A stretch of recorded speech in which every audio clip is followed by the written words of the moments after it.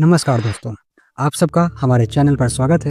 आज हम बात करेंगे पीएम मोदी की जापान और चीन की दौरे में क्या क्या बातें हुई, क्या क्या समझौते हुए, क्या ये समझौते असलियत में ज़मीनी रेखा पर उतर पाएंगे या सिर्फ कागजों में दब के रह जाएंगे। चलिए शुरू करते हैं। सबसे पहला जो सवाल है, जापान ने $68 बिलियन के निवेश का वादा किया है, लेकिन सवाल ये है क्या ये निवेश सचमुच ज़मीन पर उतरेगा या पहले की तरह कागजों तक सीमित रह जाएगा। दूसरा सवाल, भारत में सेमीकंडक्टर इंडस्ट्री शुरू करने की बात तो कई सालों से हो रही है, लेकिन अब तक क्यों नहीं हुई। तीसरा, जापान से तकनीक आएगी, ये तो अच्छी बात है, लेकिन क्या ये भारतीय कंपनियां तैयार हैं या उस तकनीक का इस्तेमाल करने के लिए ये सिर्फ विदेशी कंपनियों का ही फायदा होगा।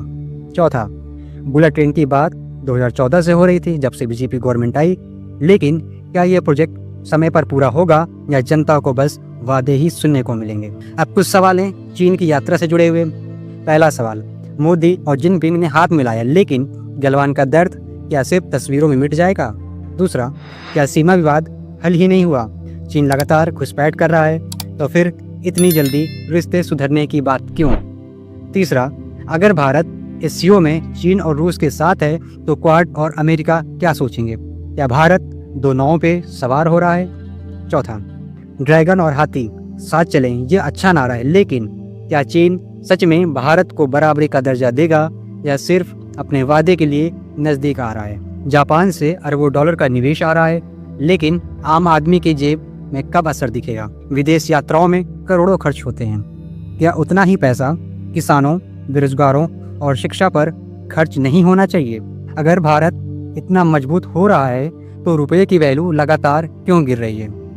सरकार कह रही है भारत की विदेश नीति बहुत मजबूत है, हमने पूरे विश्व में डंका बजा दिया, तो फिर तेल, महंगाई और बेरोजगारी पर असर क्यों नहीं दिख रहा। सबसे बड़ा सवाल, क्या मोदी जी की यह यात्रा भारत को सचमुच एक ग्लोबल सुपर पावर बनाएगी या यह सिर्फ एक कूटनीतिक ड्रामा है ताकि जनता को लगे कि हम मजबूत हो रहे हैं, जबकि असली सवालों जैसे बेरोजगारी, महंगाई और शिक्षा के पीछे धकेल दिया जाए। अब इन्हीं सब सवालों से शुरुआत करते हैं।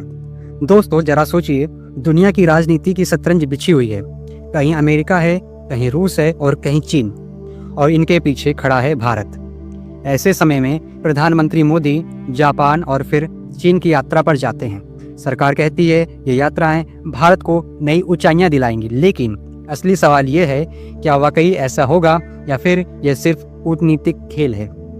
आज की कहानी में हम इस यात्रा के हर पहलू को समझेंगे कि उन सवालों को भी उठाएंगे जिन्हें आम जनता जानना चाहती है। जापान की धरती से जुड़ा हुआ है। टोक्यो एयरपोर्ट पर पीएम मोदी का भव्य स्वागत होता है। सबने देखा, पूरी दुनिया ने देखा, पूरी गोदी मीडिया में विवाद छाई थी। लेकिन अब जो असली मुद्दा है, जापान ने कहा हम भारत को $68 बिलियन यानी 10 ट्रिलियन येन का निवेश करेंगे। दोनों देशों के बीच 21 समझौते हुए हैं। पहला आर्टिफिशियल इंटेलिजेंस AI के, दूसरा सेमीकंडक्टर फैक्ट्री, तीसरा स्पेस प्रोजेक्ट और चौथा साइबर सुरक्षा।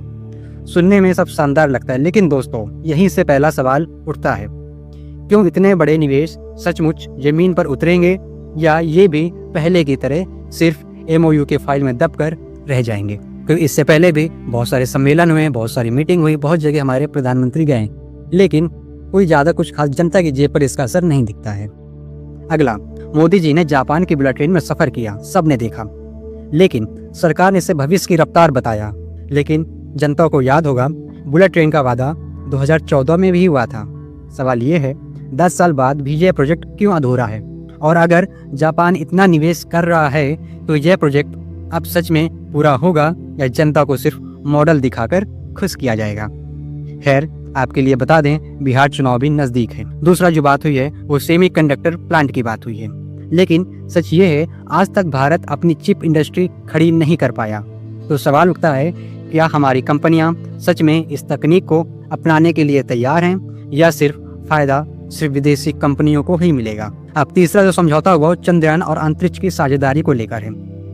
इसरो और जापान जासा ने मिलकर चंद्रयान 5 मिशन की घोषणा की। भारत के लिए ये गर्व की बात है, लेकिन जब देश में बेरोजगारी रिकॉर्ड स्तर पर हो, जब शिक्षा और स्वास्थ्य बजट घट रहा हो, तो सवाल उठता है कि क्या करोड़ों अरबों का खर्च अंतरिक्ष पर करना सही है या पहले धरती पर जनता की समस्याओं का हल करना चाहिए?